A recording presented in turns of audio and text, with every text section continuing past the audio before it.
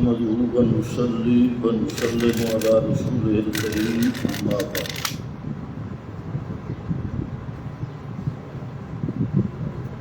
سوال و جواب کی نشست کا سلسلہ اب انشاءاللہ پھر باقاعدہ آج اس کا آغاز ہے. درمیان میں دورہ تفسیر اور تعطیلات کی وجہ سے یہ سلسلہ معطل رہا، تو اس لیے چند گزارشات ابتداءً سن لیں. ایک تو سوال جواب کی جو جہاں نشست ہے اس میں عقائد، توحید، سنت، شرک و بدعت اور الحاد زندگا کے متعلق جو مسائل ہیں، سوالات ہیں، وہ بھیجنا ضروری ہے. جو فقہی مسائل ہیں یا ضمنی ذیلی مسائل ہیں اس کے لیے آپ تشریف لائیں.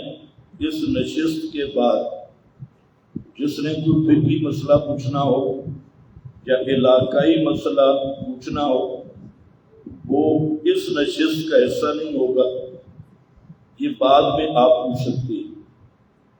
دوسری بات یہ ہے کہ اب یہ سوالات ساتھیوں نے لکھ کر بھیجے ہیں بعض نمبروں پہ، یہ بہت طویل سلسلہ ہے.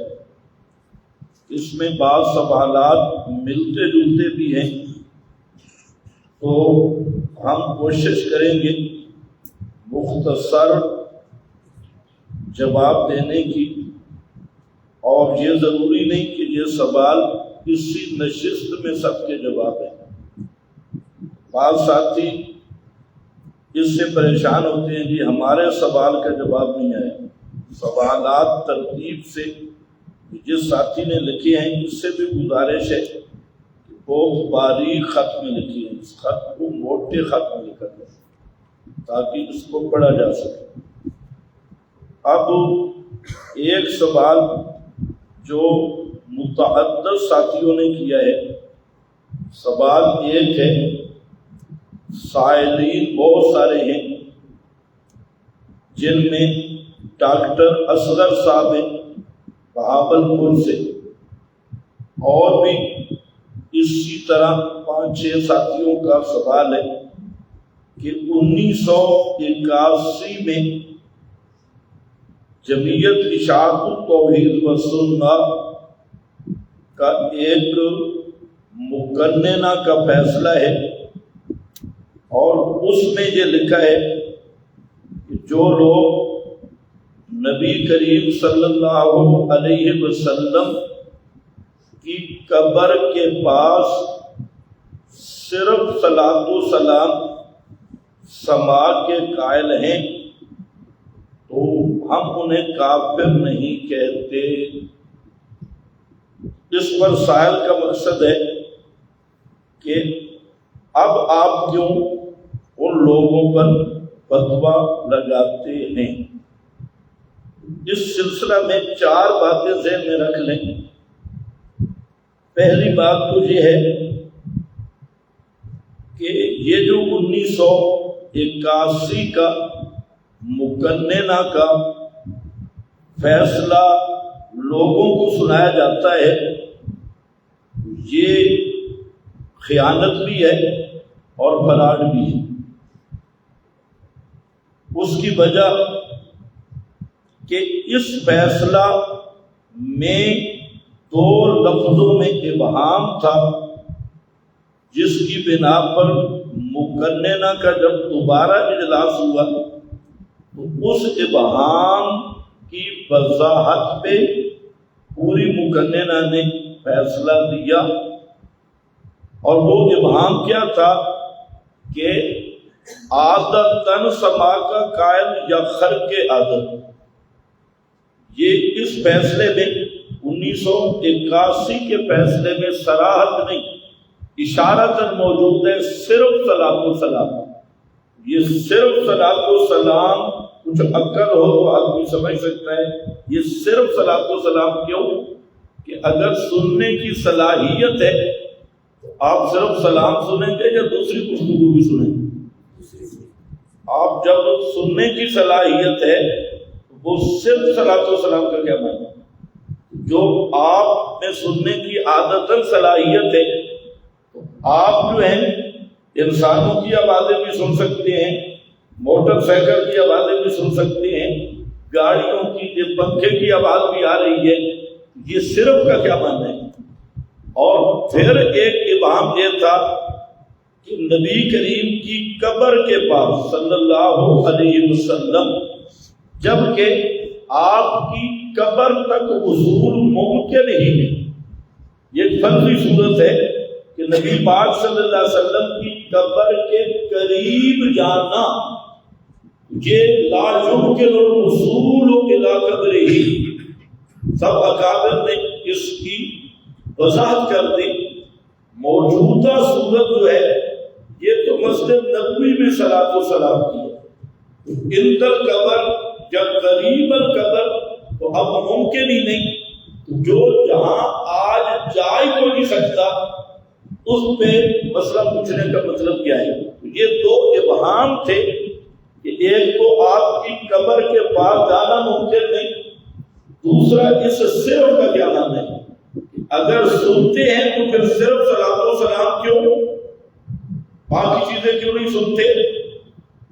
اور یہ جو لگڑ حضرات یا لگڑوں کے وکیل اس کو پیش کر رہے ہیں، ان کے کام کا تجھے مقرر کا فیصلہ بھی نہیں، کیوں کہ یہ جو موجودہ لگڑ ہے یہ صرف صلاۃ و سلام کے سما کے قائل، یہ تو مشاورت کے قائل، استشفاء کے قائل، اور ان کا جو جناب عقیدہ یہ ہے کہ جو روض اقدس پہ جائے آپ نیتیں بھی جانتے ہیں، دلوں کے خطرات بھی جانتے ہیں، سفر کے حالات بھی جانتے ہیں، اور مسجد نبوی میں جتنا پست درود پڑھا جائے آپ سنتے ہیں۔ تو اب جو ان للڑ پارٹی کے وکیل اس مبہم فیصلہ کو پیش کر رہے ہیں یا خود للڑ، تو میرا سوال ہے کہ اس کا انہیں کیا فائدہ ہوگا؟ یہاں لکھا ہوا ہے صرف صلاۃ و سلام اور وہ بھی قبر کے قریب، تو اس کو ہم کافر نہیں کہتے، تو للڑ تو پھر بھی نہیں بیٹھتے۔ آپ کو میری بات سمجھ آ گئی؟ للڑ تو پھر بھی نہیں بیٹھتے۔ اب میرا سوال ہے کہ یہ للڑوں کے وکیل فراڈ کیوں کرتے ہیں، خیانت کیوں کرتے ہیں کہ ایک مبہم مقننہ کا فیصلہ اس کو پیش کرتے ہیں اور پھر وہی مقننہ اس ابہام کی تفصیل کرتی ہے، تو اس کو بالکل ہضم کر جاتے، اس کو سامنے بھی نہیں رکھتے۔ تو مقننہ اشاعت کا فیصلہ اسی کی توضیح میں موجود ہے۔ ایک تو اس وقت کے امام اور امام الطابہ حضرت مولانا سید عنایت اللہ شاہ بخاری رحمۃ اللہ علیہ، ان کا اس پر وضاحتی بیان موجود ہے، جن کے دستخط ہے ان کا اپنا بیان موجود ہے، نغمہ توحید میرے پاس ہے، اور انہوں نے یہ کہا کہ ہمارا یہ فیصلہ اگرچہ امانت دیانت سے تھا لیکن اس میں کچھ چیزیں خرابی باقی ہوئی، ابہام ہے، اور اس لیے حضرت شاہ جی رحمۃ اللہ علیہ تو انتہائی ذہین آدمی تھے، انہیں پتہ تھا کہ جو پارک کا کوا بنانے والے ہیں وہ بہت کچھ آگے نکلیں گے۔ شاہ صاحب کہتے ہیں کہ میں امانت دیانت سے اسے رجوع کرتا ہوں۔ اب یہ بھی کبھی نہیں پیش کریں گے کہ شاہ صاحب جو اس مقننہ کے رکن تھے انہوں نے یہ بات کی۔ اچھا وہ کیا ہے جس فیصلے میں وضاحت ہے، اس میں انہوں نے اسی فیصلے کی وضاحت کی کہ یہ جو صرف صلاۃ و سلام یا وغیرہ، اصل مسئلہ ہے کہ جو لوگ خرقن للعادہ سماعت کے قائل ہیں، خارق عادت طور پر کہ اگر اللہ چاہے کوئی بات سنا دے تو انہیں ہم کافر نہیں کہتے، اور جو عادتاً سماعت کے قائل ہیں وہ بالکل مشرک بھی ہے اور کافر بھی ہے۔ یہ فیصلہ اس کی وضاحت کے طور پہ موجود ہے۔ تو اب پہلی بات میں نے یہ عرض کی کہ آج اس فیصلہ 1981 کو وہ حضرات پیش کر رہے ہیں یا خود للڑ ہیں یا للو ہیں۔ للو وہ ہیں جو للڑوں کے وکلا اور ان کے دفاع میں رات دن لگے ہوئے ہیں، جنہیں توحید و سنت کا ذرا شرم نہیں، کتاب و سنت کا ذرا لحاظ اور غیرت نہیں۔ صبح و شام وہ للڑوں کے وکیل بن کے اور آل حق کے خلاف کوستے بھی اور للڑوں کی وکالت میں یہ وہ اپنی دیوسیت کر رہے ہیں۔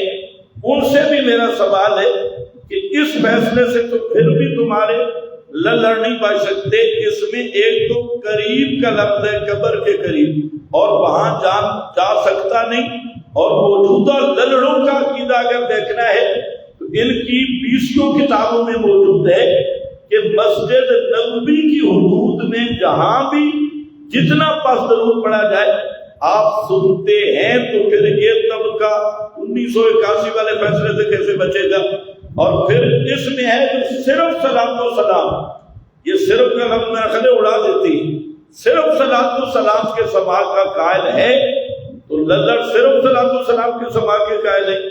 تسکین و صدور سے آج جو اللہ وسایا صاحب کی کتاب آئی ہے 17 جلدوں والی، تو 20 مقام پہ یہ بات لکھی ہے کہ استشفاء پیغمبر کریم کی قبر سے سفارشیں کرانا یہ بالکل ہمارا مذہب ہے، اور وہاں پر نبی کریم علیہ السلام صرف سنتے نہیں دیکھتے بھی ہیں، اور کوئی داڑھی منڈا جائے تو آپ کو تکلیف بھی ہوتی ہے۔ اور پھر یہ تو نیٹ کا سوشل میڈیا کا دور ہے، ایسے کھلاڑی ہیں جو کہتے ہیں ہم مشاورت بھی ہمارے بزرگ کرتے ہیں، تو صرف صلاۃ و سلام والا یہ تحریر مبہم نکال کر للڑ تو پھر بھی نہیں بچے گا، تو پھر دھوبی کا کتا نہ گھر کا نہ گھاٹ کا، تمہیں 1981 میں برات کرنے کی کیا ضرورت ہے؟ یہ بات ذہن میں رکھیں۔ باقی میں نے بتا دیا تحقیقاً کہ اس فیصلہ پر وضاحت موجود ہے، اور خود وضاحت یہی ہے جو صرف اور قریب کا لفظ تھا کہ اس جو تکفیر نہیں کرتے وہ خرق عادت کی نہیں کرتے۔ اگر کوئی خرق عادت مثلا کلیب بدر کا واقعہ ہے تو بعض حضرات نے اسے خرق عادت معجزۃ لہو کہا کہ یہ نبی کریم علیہ السلام کے معجزہ کے طور پہ ان مردوں نے وہ بات اس وقت نبی پاک کی سن لی تھی، جیسے بخاری میں موجود ہے۔ حضرت قتادہ فرماتے ہیں کہ اللہ نے احیاہ اللہ نے ان مردوں میں ادراک لوٹایا۔ کس لیے لوٹایا؟ تاکہ نبی پاک کی بات سن لے۔ یہ کیا تھا؟ خرق عادت۔ تو خرق عادت سما کے قائد پہ کوئی فتویٰ نہیں، عادتاً سما کے قائد پر تو موجودہ مقدمہ کا فتویٰ بھی موجود ہے، پہلی کا بھی موجود ہے، اور رہ گیا 1981۔ نہ للڑوں کے لیے اس کا کوئی فائدہ ہے اور نہ للڑوں کے مفت فورے وکیلوں کو اس فتوے کا کوئی فائدہ مل سکتا ہے۔ دوسرا کہتے ہیں مشرکین کا جنازہ، ان کے لیے مغفرت کی دعا جائز ہے۔ جو نوبت وہیں جا رہی تھی کہ یہ مسئلہ بھی اب پوچھنا پڑ گیا کہ مشرک کا جنازہ پڑھنا، مغفرت کی دعا کرنا یہ جائز ہے یا نہیں، اس پہ غور و فکر کرنا چاہیے ہمارے علماء کو کہ ہمارے عمل سے کیسے مسائل پیدا ہوئے۔ کہ اب مباحثین مسئلہ پوچھ رہے ہیں کہ مشرک کا جنازہ پڑھنا جائز ہے یا نہیں، اس کے لیے مغفرت کی دعا کرنا جائز ہے یا نہیں، تو یہ ہمارے لیے ایک لمحہ فکریہ ہے کہ عوام کی کیسی تربیت ہو رہی ہے۔ میرے بھائی، قرآن کی نص قطعی موجود ہے، ما کان للنبی والذین آمنوا ان یستغفروا للمشرکین، یہ سورۃ توبہ ہے، اور نص قطعی موجود ہے کہ پیغمبر کے لیے بھی جائز نہیں، اہل ایمان کے لیے بھی جائز نہیں کہ وہ کسی مشرک کے لیے مغفرت کی دعا کرے۔ یہ کتنی واضح آیت ہے. اس سوال کا مقصد کیا ہے اللہ جانے. بیچارہ دیکھ رہا ہوگا کہ مشرک کا جنازہ پڑھنا جائز ہے یا نہیں. تو بھائی مشرک کا جنازہ پڑھنا نص قطعی سے اس کی حرمت ثابت ہے. اپنے ایمان کی حفاظت کریں. آپ کی جماعت کے علماء اپنے دروس میں للڑوں کو بدعتی اور مشرک کہتے ہیں اور پھر ان کے جنازے پڑھتے ہیں. یہ دورہ معیار کیوں ہے؟ سوال تو ٹھیک ہے، لیکن جو علماء یہ کام کرتے ہیں یہ سوال آپ ان سے کریں. ہم نے الحمدللہ آج تک نہ کسی مشرک کا جنازہ پڑھا، نہ اس کے لیے مغفرت کی دعا کی اور نہ کریں گے، بلکہ ہم نے تو یہ طے کیا ہے کہ جو حضرات مباحث بھی ہوں اور وہ مبتدئین کے ساتھ اختلاط میں رہے، برات نہ کریں اور انہی کے پیچھے نمازیں، ان کے جنازے، ہم انشاءاللہ ان کا بھی نہ جنازہ پڑھیں گے اور نہ ان کے لیے مغفرت کی دعا کریں گے. ان کا معاملہ اللہ کے سپرد ہے، کیونکہ ہمیں امام محمد بن حسن الشیبانی رحمۃ اللہ علیہ اور اسی طرح علامہ انور شاہ کاشمیری رحمۃ اللہ علیہ اور مجدد الفسانی رحمہ اللہ، بڑے بڑے اکابرین نے ایمان پہ بحث کرتے ہوئے ایک بات کی ہے کہ ایمان کس چیز کا نام ہے. تو ان حضرات نے نصوص قطعیہ کی روشنی میں یہ بات کی کہ ایمان میں براءت ضروری ہے ہر باطل سے اور ہر مبطل سے. جب تبری اور براءت نہیں تو ایمان نہیں ہے. تو اس پر انہوں نے سورہ ممتحنہ کی آیت ذکر کی. علامہ انور شاہ صاحب رحمہ اللہ نے بھی اور امام محمد سے لے کے بڑے بڑے اکابر نے، اور یہ سب شروحات میں بھی موجود ہے، کوئی نئی بات نہیں، کہ بدا بیننا و بینکم العداوۃ والبغضاء ابدا حتی تؤمنوا باللہ وحدہ.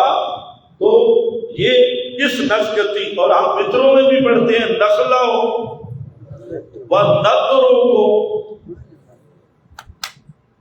اور حیرانگی کی بات ہے، یہ مولوی تو ایک روایت بھی آپ کو سناتے ہیں کہ نبی پاک نے ایک آدمی کا جنازہ اس لیے نہیں پڑھا کہ کانا یبغض عثمان. یہ روایت کو آپ نے سنی ہوگی، یہ مولوی حضرات سناتے ہیں. حدیث کی تحقیق کیا ہے یہ الگ بات ہے، لیکن ان کی مسلمہ روایت ہے. یہ عثمان سے بغض رکھتا تھا، آپ نے جنازہ نہیں پڑھا. تو جو ایک صحابی سے بغض رکھے، آپ نے جنازہ نہیں پڑھا، اور جو ہوئی کٹر بدعتی، جو ہوئی مشرک، تو اس کا جنازہ کیسے ہوگا؟ تو اس لیے بھائی یہ جو سوال ہے نا، آپ کے علماء کیا کرتے ہیں؟ پہلی بات ہے علماء کا پھر عمل حجت ہے ہی نہیں. اللہ کے رسول صلی اللہ علیہ وسلم کی یہ شان ہے کہ آپ کی اتباع علی الاطلاق فرض ہے. رسول اللہ کے بعد کسی کی شان نہیں ہے. اور اگر علماء کرتے ہیں تو علماء کا کرنا یہ کوئی شرعی حجت اور دلیل نہیں. اور جو کرتا ہے وہ بھرے گا. لا تزر وازرۃ وزر اخرى، قرآن میں کوئی کسی کا بوجھ نہیں اٹھائے گا. ہم ان علماء کے لیے بھی دعا کریں گے اللہ انہیں بھی ہدایت نصیب فرمائے کہ قرآن و سنت کا جو بیان کرتے ہو اپنے دروس میں، اور قرآن بیان کرتے ہوئے تو تمہارے ریمارکس اور تقریریں یہی ہوتی ہیں کہ یہ بدعتی ہیں جی، یہ مشرک ہیں جی، یہ فلاں مبتدئین اور مشرکین. تقریروں میں بھی یہی کہتے ہو اور بیانوں میں بھی یہی کہتے ہو، درسگاہوں میں بھی یہی کہتے ہو. یہ تو تمہارا قول ہے، اور جب عمل ہو کوئی مر جائے تو اس پر آپ اس بدعتی اس مشرک کو ولی اللہ سمجھتے ہیں اور ان کی مغفرت اور ان مذہبی رسومات میں سب سے آگے جاتے ہیں.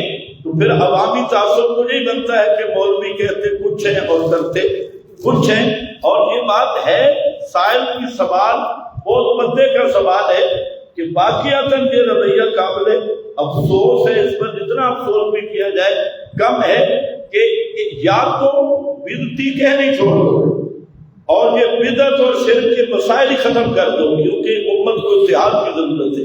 لہٰذا مشرک، بدعتی، ملحد، رافضی اور قادیانی بیچارے کا کیا قصور ہے، وہ بھی ایک آدھ مسئلے میں تھوڑا راستے سے جدا ہوا، تو یہ سارے اکٹھے وحدت الادیان والے بن جاؤ اور ٹرمپ کے داماد کے ساتھ مل جاؤ، وہ اس سے بھی وسیع و ضرب ہے۔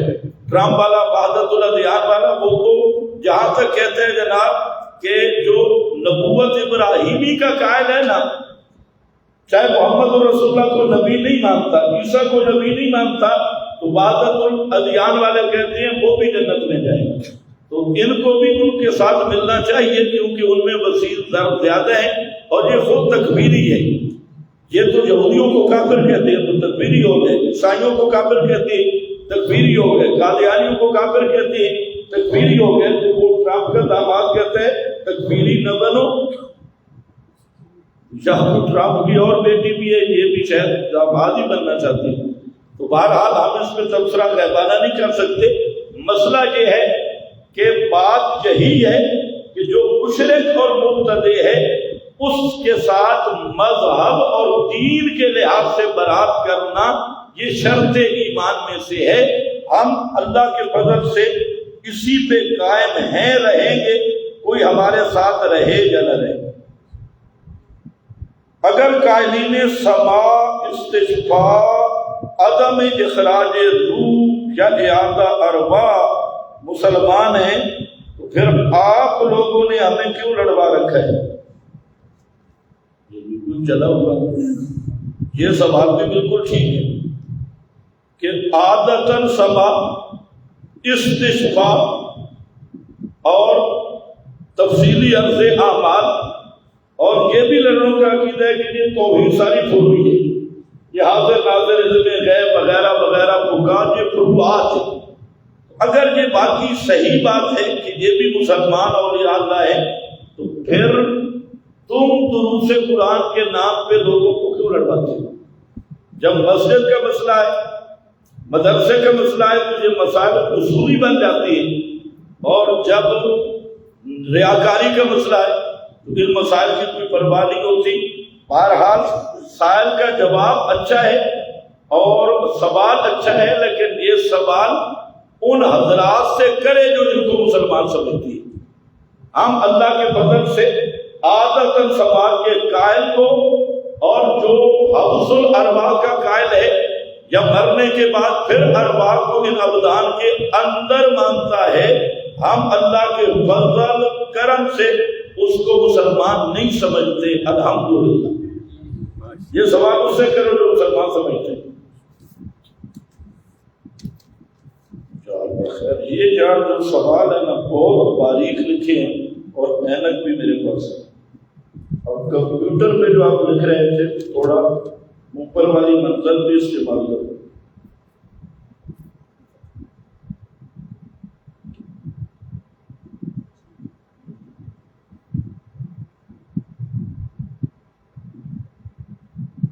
پتہ نہیں ڈیرہ اسماعیل خان سے ہے کوئی بزرگ، عبداللہ خان کہتا ہے شاہ ولی اللہ تحریک کے متعلق آپ کی کیا رائے ہے؟ بہت سے نوجوان اس سے متاثر ہو رہے ہیں جن میں ارشاد کے لوگ بھی شامل ہیں، لیکن جو ولی اللہ تحریک ہے، فکر ولی اللہ، یہ ایک گمراہ کن اور گمراہ ترین فرقہ ہے۔ ان کا شاہ ولی اللہ سے بھی کوئی تعلق نہیں، اور اسلام کا نام بھی انہوں نے ایسے ہی استعمال کیا ہوا ہے جیسے عنایت اللہ مشرقی نے، اور اس طرح کے بے دین لوگ ہیں۔ تو فکر ولی اللہ تحریک ایک گمراہ کن اور گمراہ فرقہ ہے، اس سے بچنا ضروری ہے۔ باقی رہ گئے نوجوان تو کئی چیزوں سے متاثر ہیں، نوجوان تو مرزا جیلوی سے بھی بات متاثر ہے، حالانکہ مرزا جیلوی جیسے مرزا قادیانی تھا نا، پہلے لوگوں نے نبوت کے جھوٹے دعوے کیے، ان میں کوئی نہ کوئی خصوصیت کمال تھا۔ مرزا قادیانی واحد آدمی ہے جس میں دنیا کا انسانیت کا کوئی کمال نہیں تھا، لیکن لوگوں نے اسے نبی مان لیا۔ مرزا جیلوی کو لوگوں نے اپنا رہنما مان لیا، حالانکہ مرزا جیلوی بیچارہ بالکل ان پڑھ ہے، یعنی چٹا ان پڑھ، اس کو بھی لوگوں نے اپنا رہنما بنایا۔ تو فکر ولی اللہ تنظیم یہ گمراہ کن ہے، اور یہ رشیا کے سوشلزم کے علمبردار ہیں، اور ان کی کئی فکری عقائد اور متصوفانہ گمراہی ہیں۔ یہ حقیقت تو یہ ہے کہ یہ متصوف ہیں یہ بھی، اور کئی ان کی گمراہیاں ہیں۔ انشاءاللہ اس پر مستقل وقت پہ ہم ان کے نظریات کو پیش کریں گے۔ یہ کوئی بزرگ ہے ضیاء اللہ صاحب ضلع صوابی سے، قرآن مجید میں جو حکم ہے کہ اپنے والدین اور اپنے رشتہ داروں، یتیموں، مسکینوں، مسافروں کے ساتھ اچھا سلوک کرو، اس میں اگر کوئی کافر ہو تو اس کے ساتھ حسن سلوک، بالکل کافر مشرک ہے ان میں تو حسن سلوک اس کے ساتھ ہے کہ اسے دین کی دعوت دو، اسے مسئلہ بیان کرو اور اسے ترغیب دو، دعوت دو دلائل کے ساتھ، یہ اس کے ساتھ حسن سلوک ہے۔ باقی جو اس کے جنازے یا مذہبی دینی کام ہیں ان میں آپ شریک نہیں ہو سکتے، انہیں دین کی دعوت دیں۔ سوال اشکال یہ ہے کہ قرآن مجید میں ہے مشرک کے ساتھ نکاح حرام ہے، لیکن دوسری آیت میں اہل کتاب سے جائز قرار دیا گیا، حالانکہ اہل کتاب بھی تو مشرک ہیں۔ آج کل کے اہل کتاب مشرک کے احکام بات شامل نہیں ہیں۔ پتہ سوال ہی اٹھا ہے۔ اب سوال دو الگ تھے، اس بزرگ نے گڑبڑ کر دی۔ مسئلہ یہ ہے کہ لا تنکحوا المشرکات، مشرکات سے نکاح نہیں، اور والمحصنات من الذین اوتوا الکتاب، جو اہل کتاب کی پاک دامن عورتیں ہیں ان سے نکاح کرنا جائز ہے۔ یہ کہنا چاہتے ہیں وہ بھی تو مشرک ہے، ان سے جائز کیوں ہے؟ تو اس کا ایک تو تھوڑا دقیق جواب ہے، اس کے لیے تھوڑا سا باریک عقل درکار ہے، اور ایک ہے موٹے عقل والے کے لیے جواب جو گزارا کر سکے۔ وہ بالکل آسان ہے کہ عام جو ہوتا ہے نا، عام اس کی دو قسمیں ہیں، ایک عام مخصوص من البعض ہے، ایک غیر مخصوص من البعض۔ تو المشرکات سے اوتوا الکتاب کو خاص کیا گیا ہے، تو اب مطلب یہ ہوگا کہ اہل کتاب کے علاوہ مشرک عورتوں سے نکاح کرنا جائز نہیں ہے۔ یہ تو موٹے موٹے عقل والے کے لیے جواب ہے، اور اگر کوئی ذہین ہے تو حقیقت یہ ہے کہ ایک اہل کتاب تھے یہود اور نصارہ، یہ اہل کتاب تھے، انہیں اوتوا الکتاب بھی کہا گیا، اور ایک تھے عرب کے امیین، انہیں یہ الگ پارٹی تھی۔ تو اب مسئلہ یہ ہے کہ یہودی اپنے آپ کو یہودی کہتے تھے، عیسائی نصارہ کہتے تھے، جبکہ جو عرب کے مشرکین ہیں یہ تھے مشرک، لیکن اپنا نام انہوں نے رکھا تھا حنفا۔ حنفا کا معنی ہوتا ہے موحدین، حنفا۔ تو قرآن نے بطور لقب کے المشرکین کا نام عرب کے امیین کو دیا ہے۔ یہود نصارہ شرک کرتے تھے، لیکن بطور لقب اور پہچان کے المشرک کا اطلاق ان پہ نہیں ہوا، شرک ان کا ثابت کیا گیا، لیکن بطور لقب کے المشرکین کا خطاب ان پہ نہیں۔ تو اس بات سمجھنے کے بعد اب لا تنکحوا المشرکات کا میدان الگ ہے، اور والمحصنات من الذین اوتوا الکتاب کا میدان الگ ہے۔ وہ اہل کتاب کی عورتوں سے نکاح کو جائز قرار دیا گیا، اور غیر اہل کتاب کی جتنی مشرکین طبقے ان کی عورتوں سے نکاح ناجائز قرار دیا گیا۔ اس زمانے میں اہل کتاب کون ہے؟ تو یہود نصارہ میں بھی بہت سارے لبرل طبقہ پیدا ہوئے جو وجود باری کا بھی ممکن ہے۔ تو اس زمانے میں بھی جو اصل دین یہودیت اور عیسائیت میں قائم ہے وہ اہل کتاب ہے۔ رہ گیا یہ دوسرا سوال جو مکس کیا کہ اس امت کے وہ فرقے جو کفر و شرک کے مرتکب ہیں اور دعویٰ اسلام کا کرتے ہیں، یہ کس حکم میں؟ یاد رکھو خود جو والمحصنات من الذین اوتوا الکتاب والا حکم ہے یہ امر تعبدی ہے خلاف القیاس، اور جو خلاف القیاس ہوتا ہے اس میں قیاس نہیں کیا جاتا۔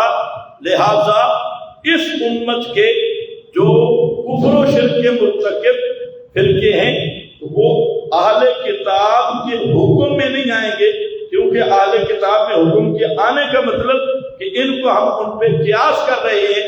تو قیاس وہاں ہوتا ہے جو امر معقول ہو، جو امر تعبدی غیر معقول ہو اس پر قیاس نہیں ہو سکتا۔ تو یہ اگر آپ کا یہی مقصد تھا تو دوسرا یہ اگر ما فوق الاسباب تصرف غیر اللہ کے لیے ماننا شرک ہے تو قرآن مجید میں حضرت سلیمان کی طرف نسبت ہے تجری بامرہ، یہ ان کے حکم سے ہوا چلتی تھی۔ یہ کیا تھا؟ حضرت سلیمان کا معجزہ تھا۔ معجزہ میں نبی کا تصرف ہوتا ہے۔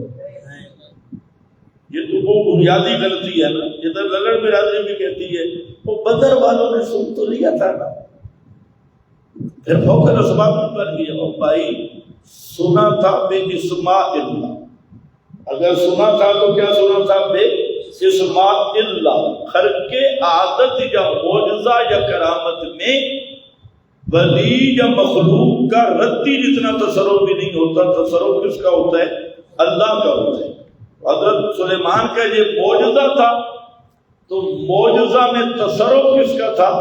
اللہ کا۔ اگر حضرت سلیمان کا تصرف مانے تو پھر تو مشرک ہے، لیکن جب تصرف اللہ کا مانا، اور یہ تو کتاب و سنت کا قطعی فیصلہ ہے کہ معجزات کرامات خوارق میں تصرف صرف اللہ کا ہوتا ہے، مخلوق کا نہیں ہوتا۔ اور سوال ابو ذر غفاری شہر اسلام آباد، کیا تقدیر اللہ تعالیٰ کی طرف سے انسان کے لیے پہلے سے طے شدہ ایک ایسا فیصلہ ہے جس پر وہ مجبور ہے، یا یہ کہ اللہ کے اس علم ازلی کا نام ہے جس میں اس سے پہلے معلوم تھا انسان اپنے اختیار سے کیا راستہ چلے گا؟ اب یہ سوال تو تھوڑا سا خود سوچ لے، سوال بھی کرنے کا طریقہ نہیں آیا محقق کا، لیکن سوال غلط نہیں ہے۔ حتمی فیصلہ غیر حتمی فیصلہ، مسئلہ یہ ہے کہ تقدیر کس چیز کا نام ہے؟ تقدیر کے درجات ہے۔ پہلا درجہ اللہ کے علم ازلی میں سب کچھ موجود تھا اور ہے جو کچھ ہونے میں۔ اللہ کے علم ازلی میں سب کچھ تھا اور ہے، تو تقدیر کے پہلے درجہ جس پہ ایمان رکھنا ہے وہ یہ ہے کہ اللہ رب العزت کو سب کچھ معلوم ہے، وہ علیم بکل شیء، ہر چیز اللہ کے علم میں ہے، جو کچھ ہونے والا تھا یا ہوگا یا ہوا، تو اس کا علم محیط اور علم کل شیء یہ اللہ کا خاصہ ہے، اور یہ تقدیر کا ایمان پر پہلا درجہ ہے۔ پھر جو چیز اللہ کے علم میں موجود تھی کائنات کے متعلق، تو دوسرا درجہ ہے کہ وہ اللہ تعالیٰ نے لوح محفوظ میں تحریر کرا دی، تو یہ دوسرا درجہ ہے۔ تو وہ لکھت ہے، اور لکھت کس کی ہے؟ جو علم الہی کے اندر تھا، وہ لوح محفوظ میں بھی وہ تحریر شدہ ہے۔ اب مسئلہ یہ ہے کہ یہ علم آدمی کو مجبور نہیں کرتا، یہ ایک الگ بات ہے۔ ابھی آپ میں کون مجبور ہے؟ کوئی آدمی کھڑا ہونا چاہے کھڑا ہو سکتا ہے؟ نہیں ہو سکتا۔ یہ پانی ہے، یہ میں پی رہا ہوں، یہ اختیار کسبی ہوتا ہے، اور یہی اختیار تحت الاسباب ہے۔ اللہ تعالیٰ نے کسبی اختیار دیا تحت الاسباب، تو تقدیر آدمی کو مجبور نہیں کرتی۔ مسئلہ یہ ہے کہ ہو اللہ کے علم میں تو موجود ہے یہ کیا کرے گا، لیکن اختیار سلب نہیں ہوتا، کرتا اپنی مرضی سے، کرتا اپنے کسب اور اختیار سے۔ تو بہرحال، اور اس کو چاہیے جو اسلام آباد میں ہے تو کبھی بخاری کے درس میں تشریف لائیں، آپ کو تقدیر کا چیپٹر مکمل سمجھا دوں۔ جب دلیل قطعی الثبوت اور قطعی الدلالت ہو، اس کا منکر کافر ہوتا ہے۔ بدر کے واقعہ کے بعد حضرت عائشہ کے جواب سے پہلے درمیانی وقفے میں حضرت عمر کا کیا یہ ماننا تھا کہ مردے سنتے ہیں؟ مردوں کا نہ سننا قطعی الثبوت قطعی الدلالت بھی ہے۔ یہ بھی سوال مبنی پر جہالت ہے، اور یہ للڑ جہالت ہے، اور للڑوں کی جہالت ابو جہل سے بھی بڑی ہوئی۔ مسئلہ یہ ہے کہ حضرت عمر نے کب کہا کہ مردے سنتے ہیں؟ کہیں بھی نہیں کہا۔ رہ گیا واقعہ کلی۔ اب یہ ان کی جہالت یہ ہے کہ ایک خاص واقعہ بدر والے کو اب تک یہ نہیں سمجھ سکے کہ یہ ضابطہ کلیہ ہے یا خاص واقعہ ہے۔ تو بدر کے مردوں کا اگر کوئی، حضرت عمر نے نہیں کہا کہ انہوں نے سنا یا میں اس کا قائل ہوں، اگر بالفرض کوئی بدر کے مردوں کے سماع کا قائل ہو تو اس میں وہ کیا ہے؟ خرقی عادت واقع ہے۔ جو انکار کر رہے ہیں ان کے نزدیک وہ خرقی عادت کا ثبوت نہیں، اور جو کہہ رہے ہیں انہوں نے اسی کو خرقی عادت بنایا، علماء کی بات کر رہا ہوں۔ تو موٹی سی بات ذہن میں رکھے، سماع الاموات کی تنقید نہیں کرتے، اور یہ خصوصاً ہماری للڑ برادری، یہ تو پراپاگنڈا بات ہے۔ سماع الاموات کا ایک مسئلہ ہے عادتاً مردے کا سننا، مردے میں صلاحیت سماع ماننا، اس کا تعلق مسئلہ الہ کے ساتھ ہے، اور ایک ہے سماع موارد کا، موارد مخصوص کا سماع، تو یہ ایک علمی بات ہے، اور اس میں بات چلتی ہے کہ خبر واحد مخصص بنتی ہے یا نہیں، تو یہ ابحاث جدا ہے۔ لیکن ہماری بات جس پر ہم تکفیر یعنی فتویٰ بتاتے ہیں، وہ فتویٰ یہ ہے کہ جو میت میں صلاحیت قابلیت سماع مانتا ہے تو یہ مافوق الاسباب صفت سبی میت میں مان کر یہ مشرک ہے اور لا الہ الا اللہ کا منکر ہے۔ تو یہ ہے سماع الاموات عادتاً، اور ایک ہے موارد مخصوص، مثلا کلیم بدر کا سماع، تو یہ کون سا ہے؟ مورد مخصوص میں۔ تو مورد مخصوص میں تو اختلاف اس میں ہے کہ اس وقت بطور معجزہ کے ان مردوں نے سنا تھا یا نہیں، اس روایت کا کوئی معنی اور ہے۔ تو بعض علماء جو کہتے ہیں کہ اس وقت بدر کے مردوں نے نبی کریم علیہ السلام کی وہ بات سن لی تھی، اور سنی کیسے تھی؟ گانا معجزہ تن یہ آپ کا معجزہ تھا۔ تو اس میں ذرا غور کرو گے نا تو یہ بات بڑی وزنی ہے۔ اچھا، سن لی بطور معجزہ، معجزہ تحت الاسباب میں ہوتا ہے، فوق الاسباب، تو خود یہی عبارتیں بتا رہی ہیں کہ مرنے کے بعد سننا تحت الاسباب نہیں، جب فوق الاسباب ہے، فوق الاسباب مخلوق میں صفت مانے گا تو مشرک ہے۔ 1 دوڑے 2 سے 2 دوڑے 4۔ اب رہ گیا موارد کا اختلاف، وہ ایک علمی بات ہے کہ اس وقت انہوں نے سنا نہیں سنا کیا ہے، تو اس کا بحث ہی جدا ہے۔ اس میں قطعی ثبوت تھے حضرت عمر قائل، تو کس نے کہا حضرت عمر قائل تھے؟ اگر بل پر حضرت عمر یہ مانے بھی صحیح کہ اس وقت ان مردوں نے یہ بات نبی پاک کی سن لی، تو اس میں کیا حرج ہے؟ ہم بھی کہتے ہیں جب اللہ چاہے کوئی بات سنا لو، یہ اللہ کی قدرت اور شان ہے، سمجھ گئے میری بات؟ یہ بات دراصل آگے سوال اگلا بھی یہی ہے۔ ہاں تو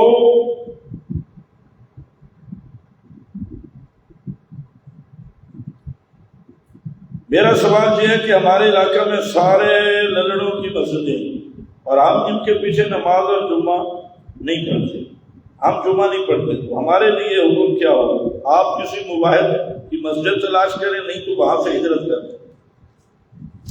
ہجرت بھی ہے اسلام میں، صرف للڑوں بنتیوں کے اندر رہنے کی آپ کو کس نے مجبور کی ہے؟ ہجرت کر کے جا، اپنی مسجد بنا۔ قرآن مجید میں جو حکم ہے کہ اپنے والدین اپنے رشتہ داروں ہو گیا نہیں، یہ کوئی سوال ہے؟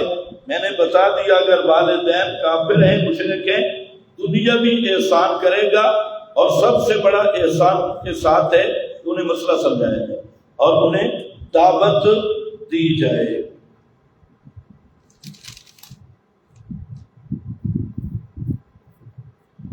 مانسیرہ سے ہے جی محمد سلیمان صاحب، مولانا مودودی کے بارے میں ایک عالم آدمی کو کیا رائے رکھنی چاہیے؟ ان کی چند تحریروں کی بنیاد پر ان کے لٹریچر کو چھوڑ کر کیا ان کو کافر کہنا، مرتد کہنا، گمراہ کہنا کیا ٹھیک ہے؟ بھائی بات سمجھنے کی بھی تھوڑی کوشش کیا کریں۔ پہلی بات تو ہے کہ مولانا مودودی ایک آدمی ہے، اس کا شریعت کے ساتھ تعلق نہیں۔ مولانا مودودی کو درمیان میں لانے کی ضرورت کیا ہے؟ ہمارا یہ نظریہ ہے کہ جو بھی صحابہ سے بغض رکھے، صحابہ کے عیب نکالے، صحابہ پہ جرح کرے اور دین کی شکل بدلے، ہم کہتے ہیں کہ وہ صدیق اور ملحد ہے، چاہے دیوبندی ہو، چاہے مودودی ہو، چاہے اشاعتی ہو، چاہے رضاخانی ہو، جو بھی صحابہ پہ تبرئے کرتا ہے وہ زندگی ہے۔ باقی یہ بات ذہن میں رکھ لیں، بہت سارے ساتھی سمجھتے نہیں اور وہ بھی للڑ بازی کے کلپوں سے نتیجہ اخذ کرتے ہیں۔ جہاں تکبیر ہے، تکبیر کے کچھ اصول ہیں۔ ہمیشہ فتویٰ ہوتا ہے عقیدے پر، جو مسائل اعتقاد عقیدے کے مسائل ہیں نا، یہ دو قسم کے ہیں۔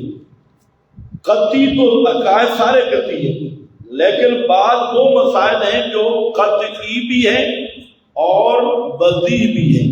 بدیع ہونے کا مطلب کہ علماء میں مشہور بھی ہیں، واضح بھی ہیں، یا دیندار طبقے میں واضح بھی ہیں، وہ قطعی بھی ہیں اور بدیع بھی ہیں۔ ان کا انکار بھی کفر ہے، ان میں تعویل بھی کفر ہے، اور اس مسئلے کے قائل کو کافر نہ کہنے والا بھی کافر ہے۔ یہ وہ مسائل ہیں جو قطعی بھی ہیں، بدیع بھی ہیں۔ دوسرے وہ مسائل ہیں کہ وہ قطعی ہیں امور اعتقادیہ، لیکن ہیں نظری، وہ معروف اور مشہور نہیں، تو ان میں شخصی تکفیر کے لیے ضابطہ یہ ہے کہ اتمام حجت ہو، کہ اس آدمی کو مسئلہ سمجھایا جائے۔ اگر غبی ہے، جیسے روح المعانی میں بشریت کا مسئلہ لکھا ہوا ہے کہ اگر غبی ہے تو اسے سمجھائیں گے، ان جہادہ فحکمنا بکفرہ، تو شخصی تکفیر کے لیے یہ ضروری ہے کہ اس شخص کا یہ عقیدہ ہے بھی صحیح یا نہیں۔ مثلا ہم کہتے ہیں عادتاً سما کا قائل وہ شرک کا مرتکب ہے، اب کسی آدمی کا یہ عقیدہ ہے تو اس پہ فتویٰ لگے گا، اور جس کا یہ عقیدہ نہیں تو تمہیں گھسیٹ کے اس کو لانے کی ضرورت بھی نہیں ہے۔ تو شخصی تکفیر کا مسئلہ الگ ہے کہ کسی شخص سے معین پر شرک کا فتویٰ لگانا، تو وہ تب ہوگا کہ اس سے وہ شرکیہ کفریہ عقیدہ بھی قطعی طور پہ ثابت ہو، تمہارے مفروضوں پہ نہ ہو۔ ایک اور دوسرا کریں گے، ورنہ شخصی تکفیر کرنا الگ چیز ہے عقیدے پہ فتویٰ دینا الگ چیز ہے، دونوں میں فرق ہے۔ پھر ایک لزوم کفر ہے، ایک التزام کفر ہے۔ لزوم کفر کہ کسی کی عبادت سے کفر لازم آ رہا ہے، اور التزام کے جو کفر لازم آ رہا ہے اس نے وہی معنی اختیار بھی کیا ہوا ہے، تو شخص کی تکفیر تب ہوگی کہ وہ کوئی کفریہ مفہوم کو اختیار بھی کرے۔ لیکن عبارت کو ہم کفریہ کہیں گے جس عبارت پہ کفر لازم آ رہا ہو۔ یہ جو مفتی حضرات سال 2 سال لگاتے ہیں دوبارہ وضوئی پڑھ کے، تو ان کے نصاب کی بھی چیکنگ کرنی چاہیے۔ انہیں یہ بھی نہیں پتا کہ عقیدے پہ فتویٰ کیا ہوتا ہے اور تکفیر شخصی کیا ہوتی ہے، لزوم کفر کیا ہے، التزام کفر کیا ہے، کسی چیز کا پتہ نہیں۔ اور انہوں نے سمجھا کہ قادیانی کافر ہیں، بس باقی ساری دنیا مسلمان، اور بالکل ٹرمپ والا مزاج۔ کیا تقلید واجب ہے؟ اگر واجب ہے تو اس کی دلیل قرآن و سنت حدیث صحیحہ کی روشنی میں عنایت فرمائیں، جس میں کوئی احتمال نہ ہو کسی قسم کا بھی جزا۔ سوال مبنی پر زیادہ، مبنی پر زیادہ، سوال ہی مبنی پر زیادہ، جس میں کسی قسم کا احتمال نہ ہو۔ علماء تو سمجھ سکتے ہیں کہ کتنی بڑی زیادہ، کسی قسم کا احتمال نہ، ناشیان دلیل، ناشیان غیر دلیل۔ یہ سوال مبنی پر جہالت ہے، اور سائل پر لازمی ہے تقلید کے وجوب کے دلیل خود سائل کا سوال ہے کہ ایسے جاہل پر تقلید کرنا واجب ہے۔ فاسألوا اہل الذکر ان کنتم لا تعلمون۔ سمجھ گئے؟ تقلید پر انشاءاللہ مفصل گفتگو میں کروں گا۔ یہ مختصر ٹائم میں اتنی بات سن لو کہ تقلید کہتے کس کو؟ تقلید نام ہے کہ غیر رسول ماہر شریعت کی بات اتباع رسول میں مانی۔ تقلید کس کا نام ہے؟ غیر رسول ماہر شریعت پر رسول کی اطاعت اور اتباع میں اعتماد کرنا، اس کا معنی ہے تقلید۔ غیر رسول کی ہوتی ہے لیکن اتباع رسول بھی، اور کہتی ہوتی کس کی ہے؟ ماہر شریعت کی۔ پوری تقلید کے لیے خلاصہ ہے، اور اس کے وجوب کی دلیل ہے یا ایھا الذین آمنوا اطیعوا اللہ واطیعوا الرسول وَأُولِي الْأَمْرِ مِنْكُمْ۔ اُولِي الْأَمْرِ مِنْكُمْ کا معنی خود قرآن میں موجود ہے، الَّذِينَ يَسْتَنبِطُونَهُ، اسی سورہ نساء میں۔ اُولِي الْأَمْر کون ہے؟ اہل الاستنباط، اہل الاجتہاد۔ یہاں 3 اطاعتیں واجب ہے، اللہ کی اطاعت، رسول کی اطاعت، اور اُولِي الْأَمْر کون ہے؟ اُولِي الاستنباط، مجتہدین کی اطاعت واجب ہے، لیکن ایک فرق ہے، اُولِی الامر کے ساتھ اطیعوا نہیں آیا، یہی بتانے کے لیے کہ غیر رسول کی اطاعت کے لیے شرط ہے کہ وہ رسول کے مخالف نہ ہو۔ رسول کے مقابل اور مخالف غیر رسول کی اطاعت یہ کفر ہے، اور رسول کی اطاعت میں غیر رسول کی اطاعت واجب ہے، اسی کا نام تقلید ہے۔ صحیح اور ضعیف حدیث میں فرق کیسے کریں؟ حالانکہ بعض علماء ایک حدیث کو صحیح، بعض حدیث کو ضعیف کہتے ہیں۔ جی عبد الودود ڈی آئی خان، بھائی مسئلہ یہ ہے کہ صحیح حدیث اور ضعیف حدیث کا یہ جو فرقے ہیں کوئی معیار نہیں ان کے پاس، اس کا معیار صرف ہمارے پاس ہے، اور وہ معیار ہے قرآن۔ حدیث کی حجیت کو سمجھنے کے بعد پتہ چل سکتا ہے کہ حدیث کیا ہے، تبیین القرآن۔ قرآن متن ہے، حدیث اس کی شرح ہے، اس کا بیان ہے۔ قرآن علم ہے، حدیث اس پر عمل ہے، اس میں حسن ہے۔ تو اب صحت ضعیف، یعنی رسول کا فرمان ہے یا نہیں، تو سب سے پہلے اصل قرآن ہے، اور قرآن میزان ہے۔ جو قرآن کے مضامین کے موافق ہوگی وہ حدیث صحیح ہے، اور جو قرآن کے مضامین سے ٹکرائے گی وہ حدیث راوی سچے بھی ہوں حدیث صحیح نہیں۔ تو اس کے لیے میزان کیا ہے؟ قرآن، اور 8 وجوہ ہیں اس کی، حدیث صحیح اور ضعیف کا میزان قرآن ہونا 8 وجوہ ہیں، تو یہ کبھی مستقل پاس میں آ جائے گا۔ تو حدیث ثقلین کے بارے میں بتائیں گے۔ حدیث ثقلین پر مفصل گفتگو الفرقان پر موجود ہے، وہاں سے آپ دیکھ لیں تو پوری بحث اور مفصل گفتگو۔ کسی چیز کے مستحب ہونے کے لیے صحیح حدیث کا ہونا ضروری ہے یا نہیں؟ اگر ضروری ہے تو پھر اس روایت کا کیا مطلب ہے کہ جو مستدرک حاکم میں موجود ہے، جس کا مفہوم یہ کہ جن لوگوں نے، جس کو لوگ حسن سمجھے اسے تم بھی حسن سمجھو۔ لوگ تو مریم نواز کو حسن سمجھے، لوگ تو گانے بجانے کو حسن سمجھ رہے، لوگ تو اپنے رسم و رواج کو حسن سمجھ رہے۔ اس لیے یاد رکھو یہ جہالت۔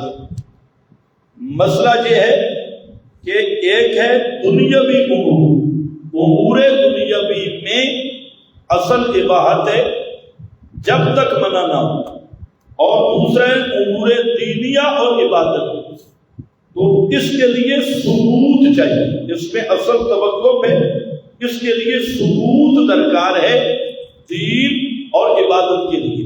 باقی رہ گیا کہ جس کو لوگ اچھا سمجھے، یہ پوری حدیث اس طرح نہیں جیسے آپ کو بتائی گئی، یہ بخاری مسلم میں بھی ہے، مسند احمد میں بھی ہے۔ اس حدیث کا پس منظر جو ہے وہ یہ ہے کہ کچھ لوگ نبی کریم علیہ السلام کے پاس آئے، بھوک کے آثار ان پر ظاہر تھے، تو آپ پریشان ہوئے، مسجد میں آئے، اذان ہوئی، لوگ جمع ہوئے، آپ نے صدقہ کی ترغیب دی، تو کچھ صحابہ وہ اپنا صدقہ لے کے آئے، تو آپ نے اسی ترغیب میں فرما دیا من سن فی الاسلام سنتا حسنہ، کہ جس نے یہ ابتدا کی ہے صدقہ دینے کی، تو جتنے لوگ اس پہ عمل کریں گے ان کا ثواب اس کو بھی ہوگا، تو وہ سنتا حسنہ ہے، اور لوگوں نے اس کو بدعتا حسنہ بنایا، اور جو مارا المسلمون حسنہ ہے وہ صحابہ ہی، صحابہ میں جائے۔ باقی رہ گیا خیر القرون کے بعد کا نہ تعامل حجت ہے، اور نہ خیر القرون کے بعد کی تلقی بالقبول حجت ہے، اور نہ شر القرون کے علماء حضرات کا عمل حجت ہے، اور اس سے دین ثابت ہو سکتا ہے یعنی نہیں ہو سکتا۔ بس